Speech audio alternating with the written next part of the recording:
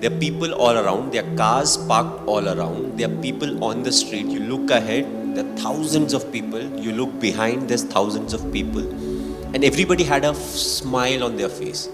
None of them were sitting in the car. All of them were outside. Here's the thing, I'm sure you've noticed this, that every time you come for an event, there's a standing ovation like this. It's you are referred to very often as a legend. How does that feel? That's a priceless feeling in itself, isn't it? Well, it feels very old to start off because to be called a legend, first of all, I don't believe I'm a legend, but to be called a legend, which means you have spent a lot of time on the field. On the field, depending on whichever stream you come from, whether you are from Bollywood, whether you're from cricket or any other sport, or business, banking, any sector. There's a survey where the results revealed that you are the second most admired man in India. Taaliyan ho jaye. That is a big deal. Second to whom? Second to our Prime Minister. Well, I think I can stand in the election now. I think if I ever want to get into politics, I'll have to really study a lot, do a lot of changes, and then maybe I'll be able to adapt.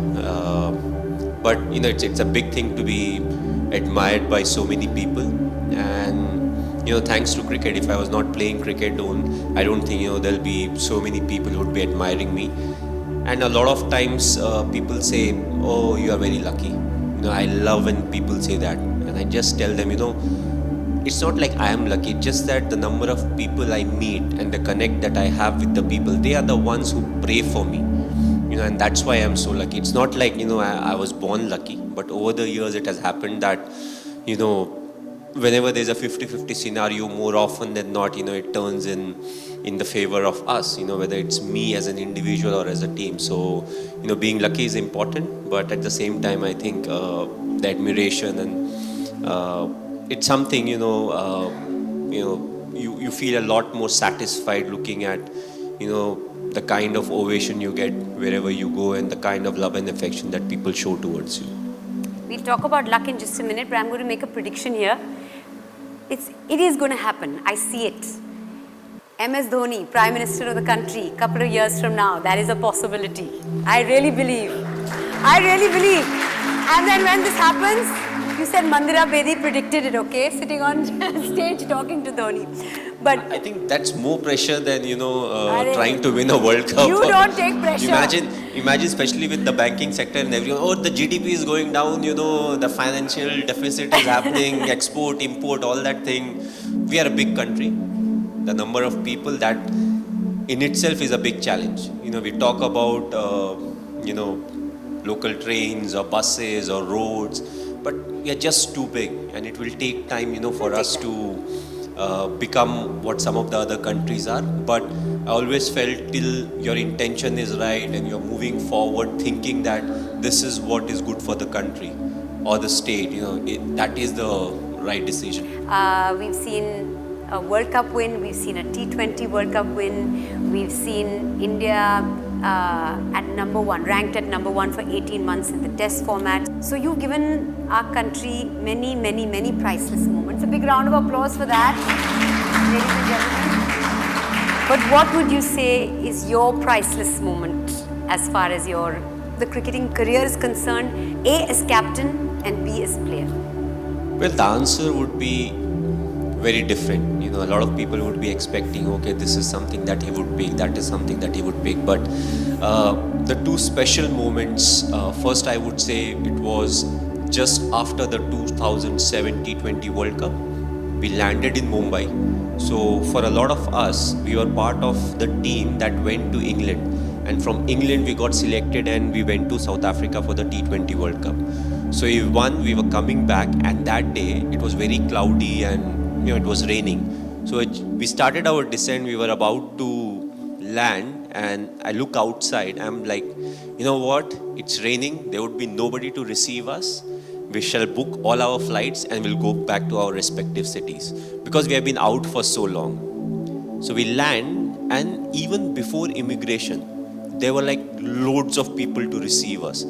And I still remember We were in a double-decker bus. It was I an remember. open-top No bus. one can forget that experience. Raining, cloudy. Yes, and it took us literally 5 hours from the airport to the Wankhede Stadium.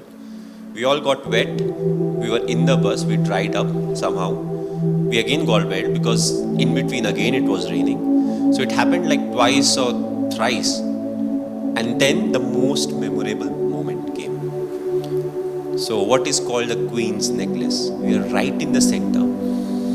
There are people all around. There are cars parked all around. There are people on the street. You look ahead, there are thousands of people. You look behind, there's thousands of people. And everybody had a smile on their face. None of them were sitting in the car. All of them were outside. They were having their cameras. They had that smile. They were clicking pictures. I don't know how many of them actually missed their flights or were very late for work. It was not late. It would have been very late for work. But that's what it meant to them. You know, we were thinking, okay, we'll go back home. And then the kind of response we got. And also, we don't really have anything to compare it to. Because 2011 we won, but there was no celebration like that. Like this. Because we never went out, nothing really happened. Even the time when we won, we were in the stadium till 1:30. And we actually, I personally actually didn't see the people celebrate on the street. Whatever we saw was on television. So, that was a very memorable moment. The second would be, it was during the 2011 World Cup. It was during the finals. We were we were playing at Wankhede. And it was like 10 or 15 runs were needed. And me and Yuvraj, we were batting. And all of a sudden, the crowd, they start singing the song Vande Mataram. Oh my God, that gives me goosebumps. And you're right in the middle, and imagine 40,000 people, saying Vande Mataram. And so it used to start from, let's say, if it started from North Stand, your ears actually move because it goes around. So that would be my second most memorable moment, or one or two, I can't really stack it saying this was the preferred moment, but it was something that was very, very special. And I don't know if I would ever be able to witness something like that, because you may have 40,000 people singing the national anthem or singing the national song, but that atmosphere, the movement, the hard work that was put for that 45-50 days, during the World Cup, whether it will come or not. So I feel these are the two priceless moments when it comes to my cricketing career. And there have been lots of other moments, but these two I think were very, very priceless, to me. What advice would you give a youngster today who's getting into cricket or sport, any kind of competitive sport maybe? The youngsters today, the only piece of advice I would give them, which was very relevant when I made my debut or people in the 80s played, cricket is the core. You take care of cricket, everything else will take care of itself. So this is you. Your social media, I follow you on Instagram, has got lots of videos and lots of images of your beautiful little daughter. Tell us or share with us one of the most priceless moments that you've had with her.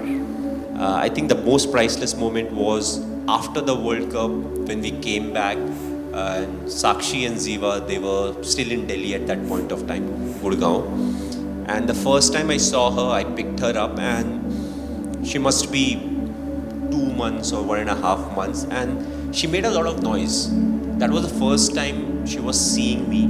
I don't know whether she saw me or not, because they say as a kid who's 1 month, 2 months, they can't really see long. Yeah, their vision isn't developed. But for the full 5 minutes, she was making noise, she was giggling, and Sakshi was like, she has never done it. I don't know why she's doing it. She even had problem with that. Why is she doing it? Why she never First you does were not it there. with me? Now she's Yes. come. Why is she responding to you like this? Yeah, so I think that was a priceless moment, because whatever said and done, that first time when you see your newborn, something happens which is very difficult to describe in word. And from that till now, she's 4.5, and every time she comes in and she has a new question or answer, and the latest is, when you ask her, okay, why do you love Papa? Papa is money. Oh, wow. I don't know who taught her, but She's straightforward. She's like, why do you love Papa? Oh, because Papa is money. That priceless moment that gave you your first grey hair. Do you remember it? I think it started very early in our career, because every game that you play when it comes to cricket, it may be your last game. So like my 5th game was almost my last game. People say different things about it, but I had not scored in the first 4 games.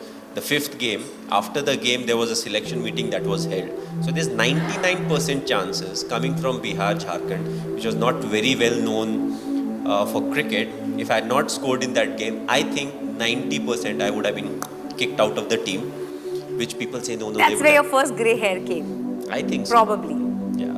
I think it's a good thing to have or get grey hair because it shows that you think about certain things in life. You do get stressed about things in life. But the amount of grey hair and beard that I've got, I think if I don't color my hair, I'll be like Amitabh Bachchan. That's how grey I am, so... Really? Yes, at 39... See, that's one secret that he's just shared with us. No, See, this I have shared with a lot of people. You have? Big round of applause. MS Dhoni. Always straight from the heart.